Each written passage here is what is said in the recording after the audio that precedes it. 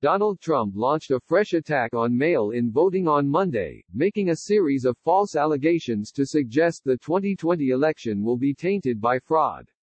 The president has been advancing untrue claims about mail-in balloting for months, fueling concerns he is laying the groundwork to contest the results of the 2020 election.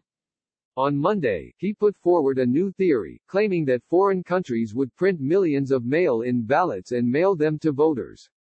The idea was previously advanced by U.S. Attorney General William Barr earlier this month, and the Attorney General repeated it in a television interview on Sunday. Trump made the claims after reports he was seething after a campaign rally in Tulsa, Oklahoma, where attendance was far below what his campaign had projected. Trump told the Politico news site last week that expanding vote by mail was his biggest risk, as he seeks re-election. Experts have said that it would be nearly impossible for a foreign country to orchestrate the kind of fraud Trump and Barr are hyping. Many election offices have systems in place to closely track mail-in ballots and have other methods of verifying the identity of a voter, such as comparing the signature on the ballot to ones on file. There are many checks and balances in place to ensure that nobody could just print millions of ballots and vote them, said David Becker, executive director of the Center for Election Innovation and Research, who works with election officials across the country. We have decades of experience enforcing these security measures, including during World War II, confirming the integrity of mail voting. That's why election officials from both parties, including most Republicans, promote mail voting and vote by mail themselves. Different jurisdictions are required to print ballots with different combinations of races and layouts, depending on where a voter lives. There can even be specific paper stocks required for ballots, all measures that would make it extremely difficult for a foreign power to simply print and mail out ballots. In Wake County, North Carolina, for example, there are nearly 100 different ballots for voters this fall depending on where they live, tweeted Jerry Cohen, a member of the County Board of Election.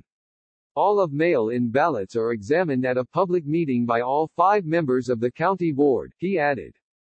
It's ridiculous. You can't just print ballots. There is a specific process with vendors or internal to election offices.